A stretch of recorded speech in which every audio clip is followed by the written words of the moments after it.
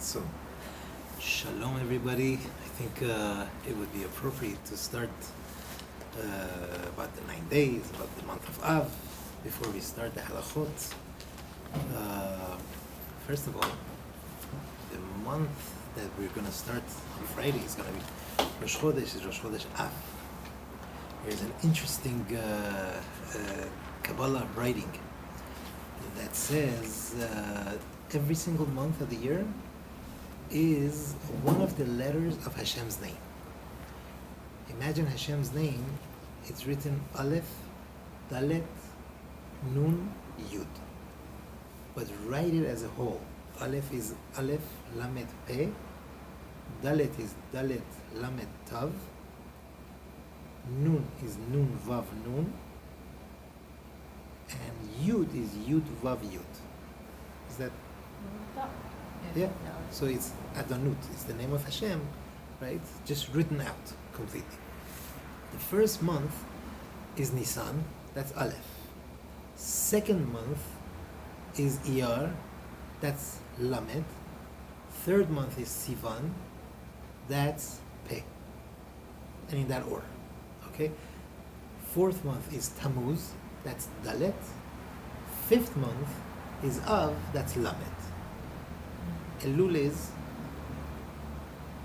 Tav. Thank you. Now, so there is a famous midrash that says that Yaakov Avinu tells his children, tells Yosef actually, that I fought with the Emori and I took a portion from Emori. Chachamim tell us that this is talking about Yaakov said, it's known that the world was divided between Yaakov and Esav. The month of Nisan, Iyar, and Sivan, Yaakov got. Tammuz, Av, and Elul, Esav. Tishrei, Cheshvan, and Kislev, Yaakov. And Tevet, Shabbat, and Adar, Esav. Okay? These are the months. So Yaakov says, I got these two, right? These two, right? With my power, right? Shechem Echad, I got that portion with the power of prayer. He wrestled it out of Esav's hand. What is that? That's the month of Elul. Elul was part of Esav, and it changed. That's why Elul is such an important month, that if we cry and we get closer, ourselves closer to Hashem, we have the most power. It's an amazing month, the month of Elul. And the same thing, the month of Adar.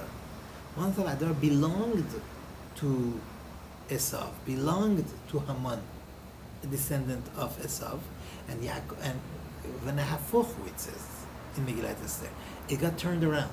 It was his, and we got it. It would have been completely his, Chas v'Shalom, and we got it. There's only 4 more months left. Tevet and Shevat, Tammuz and Av. Okay? Moshe Rabbeinu in Parashat Devarim says to Am Yisrael that you're about, Atem ovrim achshav, you're now passing, bigvul achechem, in the border of your brother, who? Bnei Esav, the children of Esav, that they're living in Seir. That's the portion in the south of Eretz Israel that Am Yisrael was going around them. V'yireu mikem, they will fear you, but be very careful. Don't start with them, right? Because I'm not going to give you from their land for now, right? So that they bring down in the books of Kabbalah. Again, we have to go to them. It's saying be careful, you're in the month of Elul, right? You're in the month of Elul. This is the border of Bnei Esav, of them. Be very careful. That means you got to do the right things by learning Torah, by praying to Hashem, to let it pass, because right now I'm not going to give you those 2 months. The month of Av and Elul aren't going to be yours. Unfortunately, they belong to Esav. And Esav did the job in the month of Tammuz and the month of Elul. Both of the months, they gave us a lot of big blows throughout history. How did it begin? It was our own fault. Like it says in the Torah, when the spies came back, right, from spying out the land for 40 days, the day that they got back to Moshe, it was the 8th day of Av. And they started spewing out their evil about the land of Israel, how terrible it is, we can't take over. It says the nation, right, they started crying. The whole nation started crying. Oh, what's going to happen to us? This, that. Midrash says, Hashem said, Atem bechitem bechiya shel chinam. You cry the crying of for nothing. I'm going to make sure that this is going to be a night that you're going to cry for a reason. And that's Tisha B'Av. At night was Tisha B'Av. And throughout generations, there was reason to cry. Because that crying will rectify our sin of crying for nothing. What is crying for nothing, Rav Dessler says? Crying for nothing means that the person is hurt, person is in pain, cries. Of course, it's a natural reaction. But when a person is not in pain and just cries for nothing, it shows a lack of belief and trust in Hashem. When a person doesn't trust Hashem, he cries. Hashem said, I'm going to create a scenario through which you're going to miss Eretz Israel. You're going to miss coming back to Kedusha, that for a good reason you're going to cry. Right? And that is Tisha B'Av. And Tisha B'Av, it's hard to say, it's sort of like a blessing. Because it's the time that we come to ourselves and we try to get in touch with our inner self, that inner spark that's within every single person. It gets covered up through our sins, unfortunately, through the wrong things that we do. That spark of connection to Hashem gets covered up. And when a person cries, he gets in touch. One gets in touch with that inner self. How do we do it? If a person jumps down to cry and sit on the floor, he's going to get depressed. It's a sudden attack on a person. Chachamim, the way they set it up wisely, and the way Hashem's Hashgacha set it up, first we have Shiva Asar Tammuz. We have the laws of the 3 weeks. Then it goes to the laws of the 9 days. Then it goes down to the laws of the week of Tisha B'Av, and then Erev Tisha B'Av, the evening of the week, and then Tisha B'Av itself, where we sit on the floor and we mourn and we cry and everything.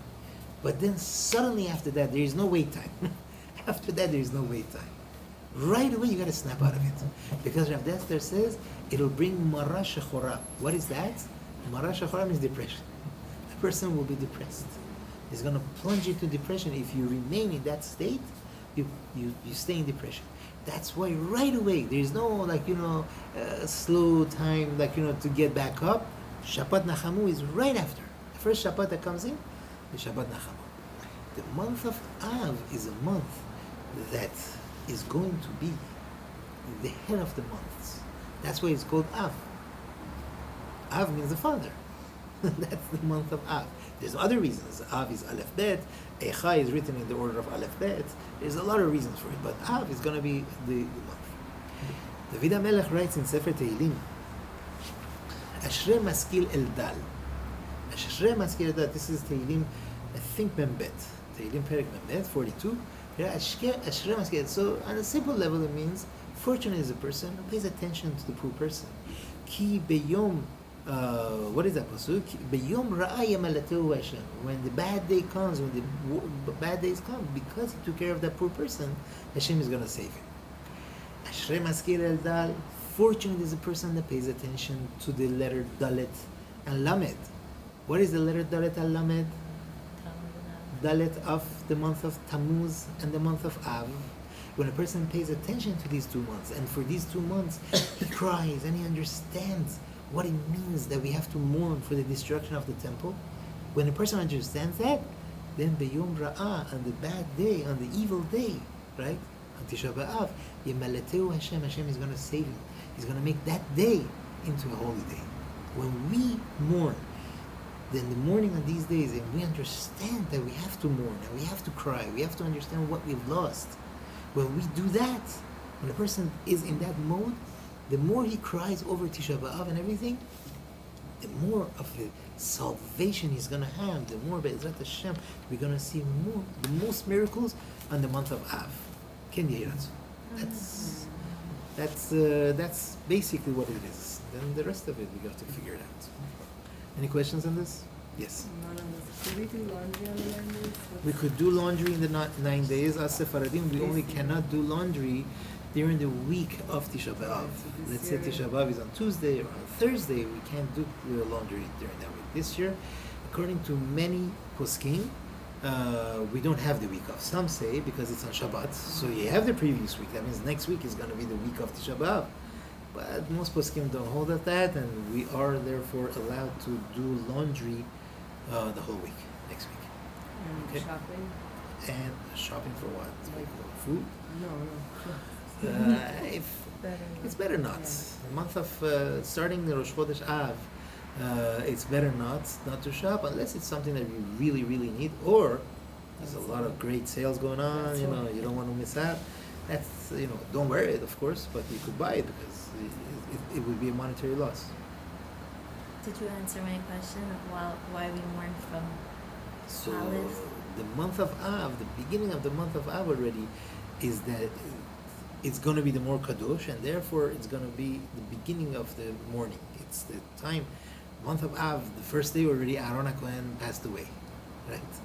On the first day of Av, Aaron HaKohen passed away. That was a sign of one who was Mevakesh Shalom, one who was looking for Shalom, was taken away from us. So it already shows that in Judaism, our calendars mean a lot. So the beginning of the month is, like it says in the Gemara Masachet Tanit, Mishin Nichnas Av, Mema'atim B'Simcha. From the time Av begins, from the time your father comes in, Mema'atim B'Simcha. Stop joking, but he says Mishin Nichnas Av, Mema'atim B'Simcha. That means there is certain halachot that pertain, and also a person should diminish in what brings him joy and happiness. Is already we have to bring ourselves into the mood, and that's I think that basically answers it. What about for ladies who recently gave birth? Is this year any different because it's pushed off, or? So as far as fasting, right? So as you know, the ladies up to 30 days after birth, they are called considered chole she'en bo sakana, and they don't fast. But if the fast day falls on the 31st day, and they don't have a din of chole she'en bo sakana, and they have to fast. So one of our people that gave birth happens to be the 31st day is on Tisha B'Av this year, and she would have to fast.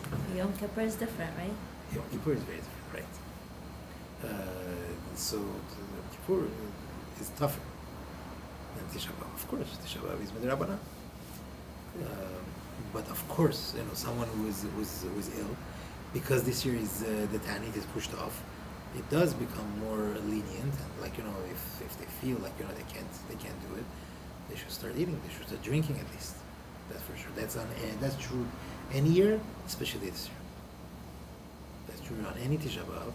Chas v'shalom, a person is feeling not good, they should. But definitely, poskim bring down that a person should start drinking a couple of days before Tisha B'Av. Don't start drinking on Shabbat because all of it is just going to go right through. Start drinking a couple of days before, so you absorb the liquids, and Be'ezrat Hashem, you should be an easy fast for all. This year is, anyway, it's much easier because a lot of the rules don't apply. Maybe we'll talk more next week. We should learn some Hallachot Shabbat. Any other questions before we move on? Just one more. Yeah. Do the kids go swimming during the 9 days? We could go swimming every year, even during the week of Tisha B'Av. They could go swimming with Yeah. them? It's okay. Swimming is not a problem. Okay, just bathing, for enjoyment during the week of Tisha B'Av is also, a person is all sweated up and everything. Even when we do have the week of Tisha B'Av, we could just jump in the shower and out, But this year we don't even have that. Ashkenazim, they don't swim and they don't take a shower for starting Rosh Chodesh Av. So we do, we're not strict. We don't have this. No. Shaving is also allowed this year, by the way, except for next Friday is not allowed. It better not. I shouldn't say it's not allowed. Next Friday is it's better not. Okay. Continuing with Hallachot of Muktzeh, we were talking about Keli Shemelachto Leheter. We are still in Keli Shemelachto Leheter. It's a vessel that is used, the melacha of it, the usage of it is mutar in Shabbat. And we discussed, we said we were in the middle of, the last thing that we said was a mezuzah. The mezuzah, Chas v'shalom, falls, right? The mezuzah, it's not muktzeh. So if the mezuzah just fell out of the case, you could just slip it into the case. But if the whole case fell off, then you can't stick it back on. You have to wait. And it's not asur to stay in the house where there's no mezuzah. It just fell off. You wait until the night after Shabbat. You put it back up, no problem. Meat, not cooked, uncooked meat, Is one allowed to move it on Shabbat? Yes. Yes. Why? Because they used to eat it like that. Very good. That's true. Because there are people that would eat, they would, They have. so no, it says that they would like grind it or like shred it, and they would mix it with spices, and they would eat it. You know, Rav Yashiv, they bring it in the name of Rav Yashiv that like you know there's some sort of a ground meat that people used to eat, you know, salt and pepper, and they would just eat it. Ravadi even writes, I heard there are places in America that they very expensive. No, in Europe, that the very expensive restaurants they serve raw meat. You know, with So then raw with fish is for spices. sure okay. 'Cause police- Yeah, so they don't write about raw fish, but then based on this, for sure, raw fish is also not muktzeh. Now, what if the meat is spoiled? Is it muktzeh or not? So we said raw meat that is not spoiled is not muktzeh. But what if the meat is spoiled? Then in that case, what do we say? We say you are allowed to move that because you could give it to dogs. You could definitely give it to dogs to eat, and therefore one is certainly allowed to go ahead and move the meat as far as muktzeh is concerned. What if And you don't have any dogs? if there are dogs in the city, right, that's fine. That's But you considered. will feed it to them. Like even if there are dogs, Even they if you won't feed it. them, once it's fitting for them, that's fine. Okay. The question is, I don't know if dogs eat spoiled They're meat. gonna get sick. You know, Can't no. get food. Usually they smell it and they walk away. I'm not sure, but that's what it says. Could you I put guess it it's in not the that bad. What? freezer? Are you allowed to put it in the freezer? Oh, very good. Thank you.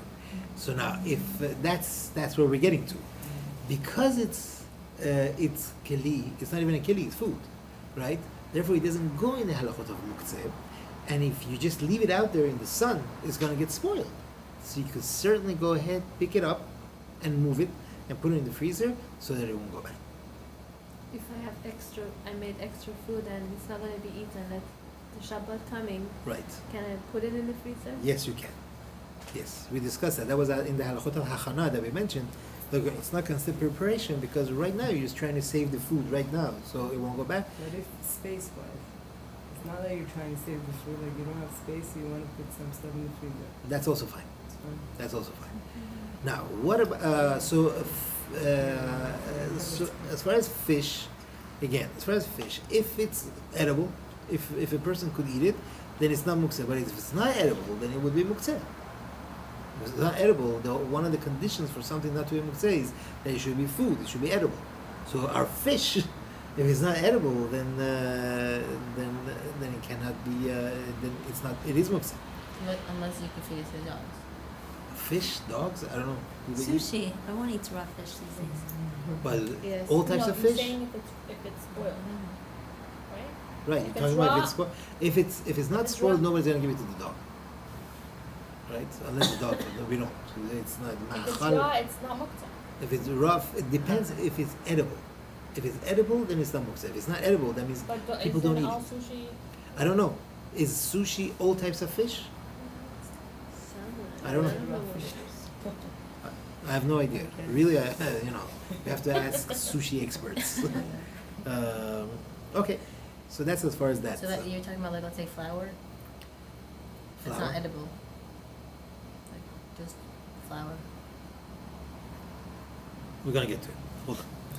Okay. Over the She always count. asks the best question. What? Yeah, she's tough. I wonder who you. Who are your parents? Now, over-the-counter medication. Okay, over-the-counter medication that they have in every home, like Tylenol, aspirin, like things that they have in all the homes. That someone a chole, someone who is sick, she'en bo sakana, right, takes it. They're not muktzeh either because it's ra'ui. It's like someone who has a headache, someone who's not feeling well. Like you give him these medications to eat. It's over-the-counter medication. Therefore, these things, they're easily accessible to people. Therefore, they're not muktzeh. What about vitamins? Vitamins is a question if one is allowed to take them on Shabbat. But we say you could take them on Shabbat. Therefore, they're not muktzeh. right? For healthy people even, Some like, people say you can. But right. Some people say you can. so Rabbi why says is you it can. that there's a problem on it? According to those, to be honest with you, according to the poskim that say you cannot take vitamins, they become muktzeh. Because what are you going to do with it, right? Unless you needed the tzorech gufo u'mkomo, which I'm going to get to. Right now we're dealing with muktzeh. What is it? Keli shemelachto leheter. Things that are, you are allowed to use. Therefore, we could go ahead and move. Food which is asur, right?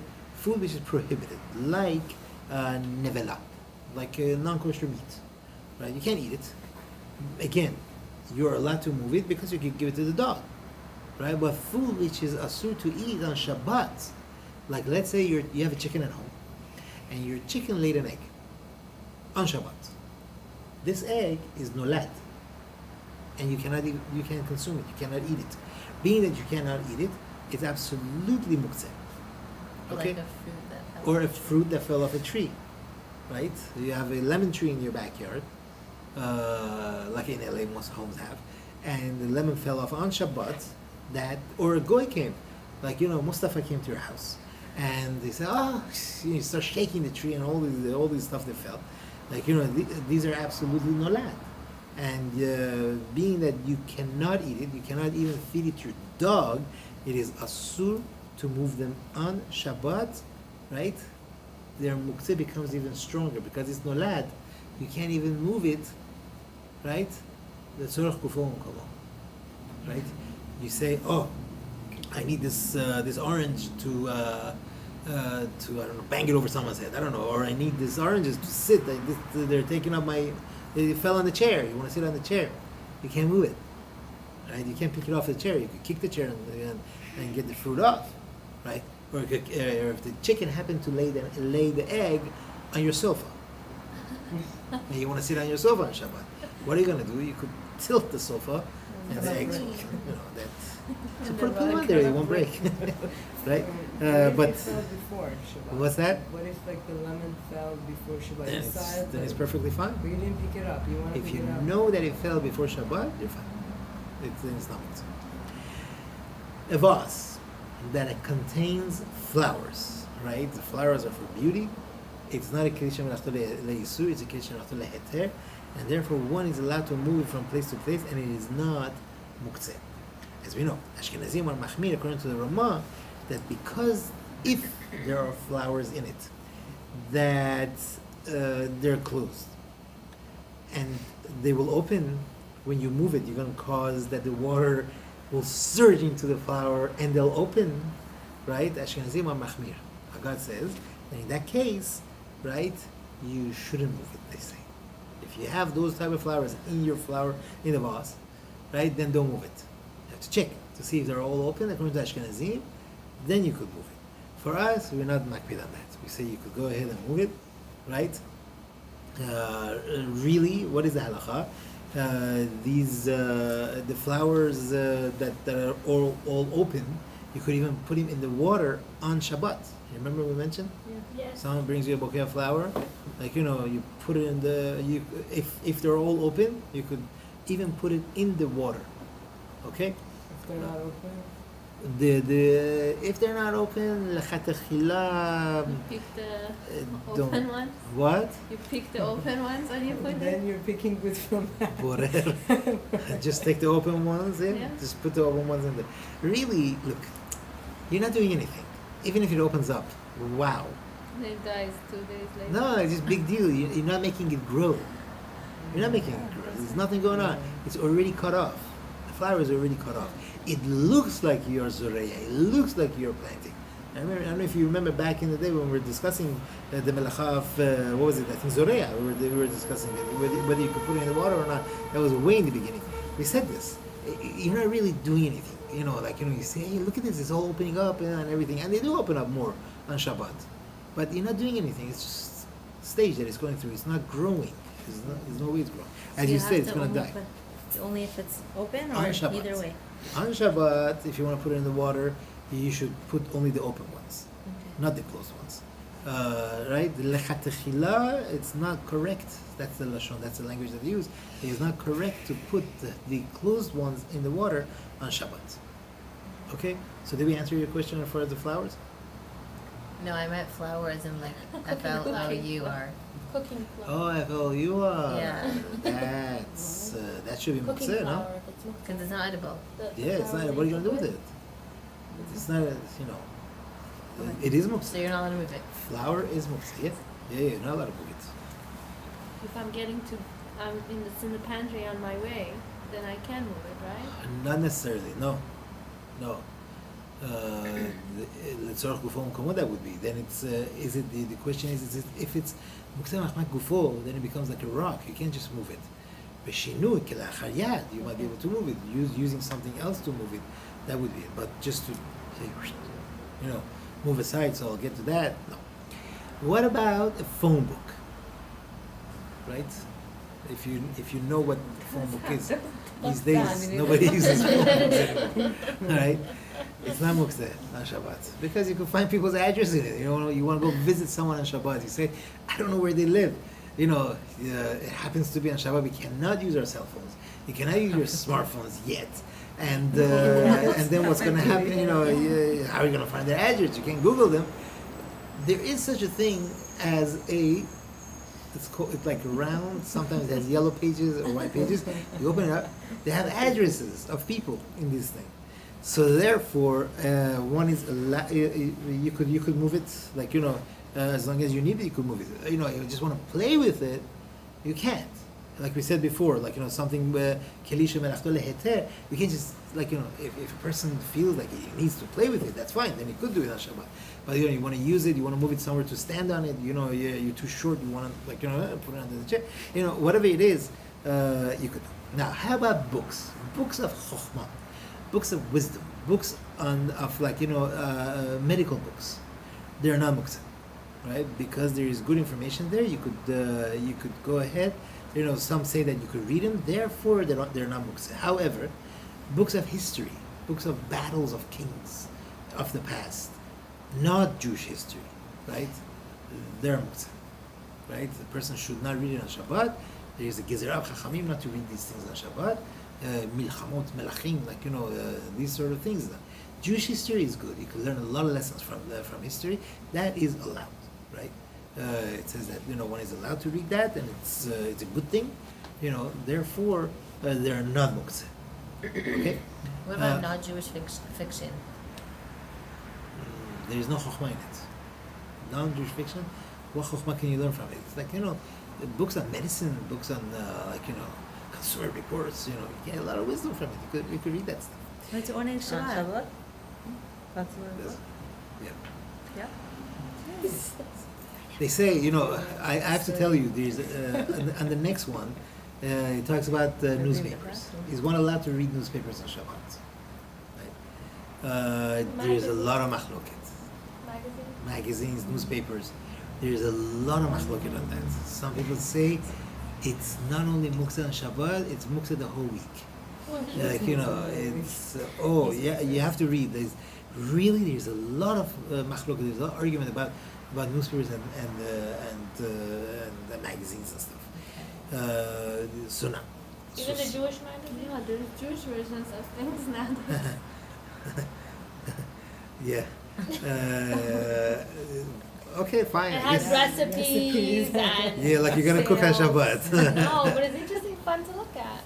If it's oneg, that's stuff. It could be. I could see why it would be allowed. Or like a parenting magazine. Yeah, for sure. That's good musar, hopefully. Not a Jewish one. Even another Jewish. We're talking about chokhmah, sifrei chokhmot. That would be sifrei chokhmah. That would be that kind of teaching, giving us wisdom. That would be allowed. They're talking they're. I was surprised to see they're saying if it's important to know there's a battle going on somewhere, there's something that's going on in the country that is needed for our protection, for our safety, that sort of stuff that is in the newspaper or in the magazine. It says then one is allowed to, they would say. Just skip the financial parts at the end of the newspaper or magazine that is there. That doesn't pertain to Shabbat, and that's not allowed to be for a person to read on Shabbat. There's important things that are happening in the world right now that would be for our safety. But come on, between us, is it really that emergency to be reading about these sort of things on Shabbat? I don't know. A person has to be their own judge, and they're all right. All of the poskim that for a person for his growth, for learning Torah, for his Made a sound. was that the camera? I didn't see it. Is it Yeah, still but working? Is it Yeah, it is. It's still going. I just have to insert that in the shiur. They all say Shabbat is a day for learning Torah. Shabbat is a day for growth. A person to learn Musar, to learn Hallachot, to learn Torah, to learn the Parasha. There's so much that we could learn. Reading this stuff, I don't know. They're all saying like not to do. So Next one. Secular parenting books and secular parenting magazines. Yeah, that's considered Sifrei Chochmot. And then Jokes, Sifrei- riddles. Yeah. That's not chokhmah, but it's like nice. Riddles is chokhmah, isn't it? Like, you'll tease your brain. It might be. Check out the next one. The Like next Laffy house. Taffy You can jokes. have on it. No. If you're laughing and it's a joke. Yeah, maybe. How about playing dice? Mesachek bekuvia. Right? Mesachek bekuvia. Right? And similar games. Like, they talk about chess. Playing chess. Mischak shachmat. Right? In Hebrew, shachmat means chess. It's Persian, shach is shah, mat is like mat shot, game of chess they talk about, and they write, don't tell me that this is the things of wisdom and it sharpens your mind. He says, they say no. Oh, they are like, whoa. There's a lot of back and forth. Some say it's fine, some say it's not fine. Backgammon, cards, dice, playing with dice, like they talk about dice, the kubiya is dice, so that there's a lot of back and forth. Some say, it's better, some say it's better not to do it, some say don't do it. It's a lot of things. It says at the end they say shomer nafsho, one wants to guard his soul, yirchak mehem, he should remove themselves from him. There's find other activities to do, like reading books. But it's okay. None of these games are. They didn't say it's asur. No, it's not. But Playing Some, with I kids, shouldn't for say. example. Not all of them said it's asur. I shouldn't say they didn't say. Not all of them said it's asur, but there's a lot of weight on that side. It What seems. about Monopoly? Cards. Monopoly is even worse because you're dealing with money, you're dealing and also you should know Monopoly it's dangerous because they could write things down. Usually you write how much money this person has. There's a danger there because in Gemara Masechet Shabbat, in the 23rd parak over there, it says that shitrei yotot. The person shouldn't go through his accounts. Why? Because he might write. That's one of the reasons. And he might write things down. So certainly over there also they have it you shouldn't read off of the list of your guests. You have I don't know, mashallah, you have 50 guests at home. You want to guess who is there. Person shouldn't read the list because you might mark something off and everything. That's explicitly in the Mishnah Masechet Shabbat says it. So there's certain things that we shouldn't do because one might come to write, and I think Monopoly, Life, these games, So what games would be permitted? There's memory games. There is Lego for kids.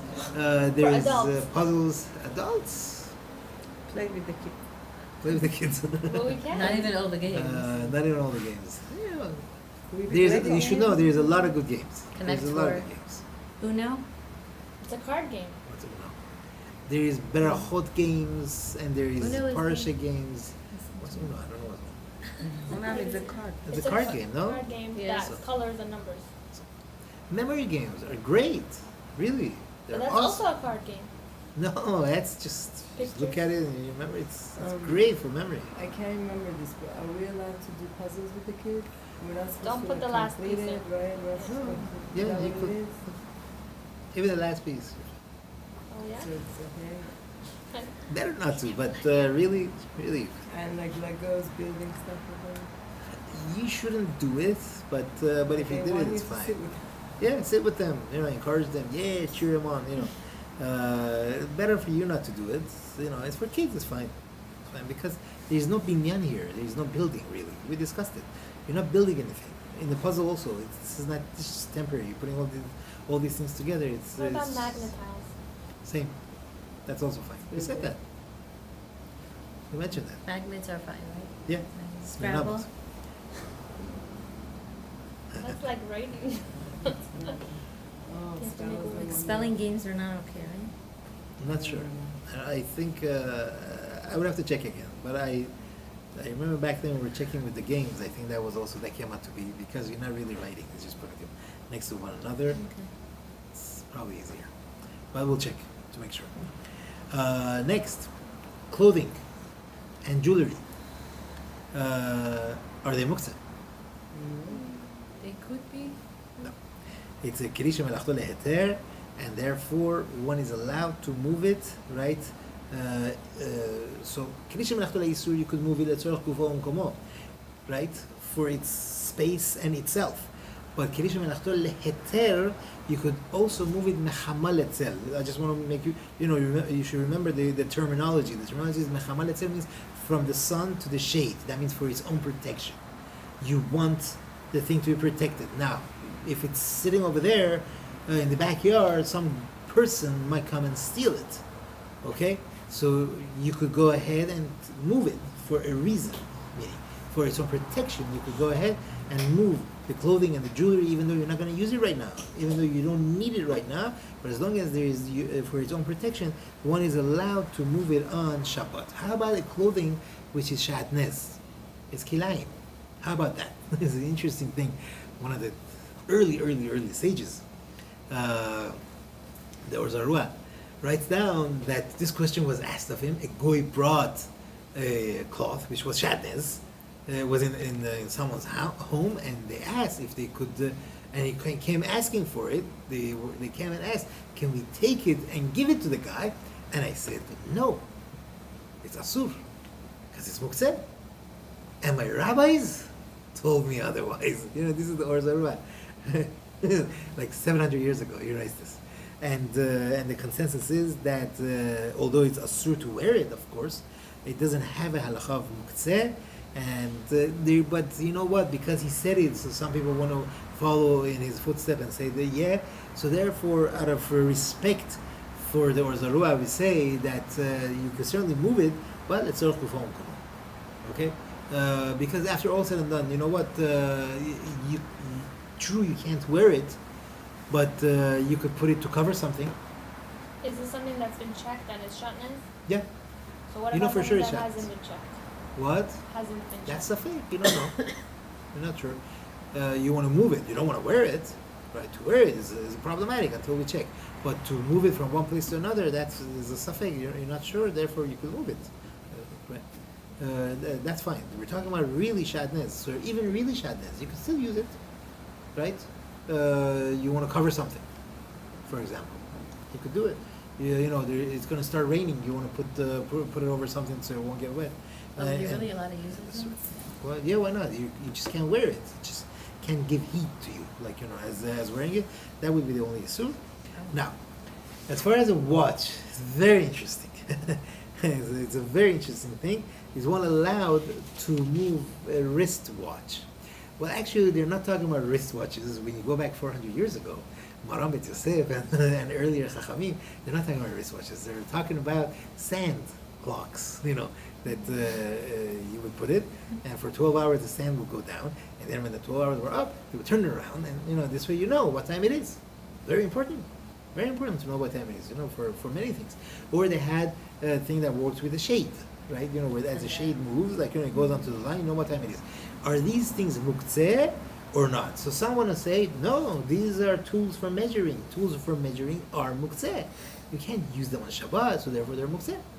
So that's why they're all saying, no, a watch is muktzeh, a watch is muktzeh. This really, even that, they said that is not muktzeh. Back then even those, the cute little sand clocks and stuff, even that they say that it's not muktzeh really, because you're not measuring. Time is not for measuring. It's not like a measuring cup. And therefore, even that they were saying that it's not muktzeh. our wrist watches, they're not for measuring anything at all. There is no question that it's not mukseh. There is no isur to move them around. Even if you're not wearing it, you want to move it from one place to another for whatever reason, one is allowed to do it. And for sure, if one wants to wear it, it's not a problem at all. No. Someone asked about pocket watch, right? Pocket watch? No, I thought you would say Oh, pocket yeah? watch. On That's watch. also, that's even nicer. Are you kidding? They talk about it in the poskim. They're saying these things, it's way different than those clocks and watches that they had. These things are made out of silver and gold, and they're bejeweled, and it's definitely a tachshit, a jewelry, and certainly one is allowed to go ahead and use those. It's yes. Two questions. One, with the money in your pocket. Let's say you wear a jacket, that has happened to me, and then from before I had money in the jacket, and I'm like, so what do you do with that? So first of all, oops, right? Yeah. Second of all, if you're outside, then it's more trouble, because if you put it down somewhere, or you get rid of it somewhere. With shinui, like if you're at home, you could take it out. If with you're at shinui. home, just take the jacket off and Shake. and then shake it off, and let it fall somewhere safe. And if you wanted to get it to safety, you could kick it. Kicking it somewhere is not a problem, and one could do that. And if you're out, then you. If you're out, then continue walking to some place safe, like in a dark alley. No, and like in somewhere that it would be safe to dispose of it, like in a safe place. You That's the should only dispose choice. of it, so you should take it out if you're out. Yeah, for sure. Yeah, Yeah, it's you okay. can't move muksa around, and it's also carrying. It's a lot of issues. Okay. And then your clock, can you move it? If the time is different?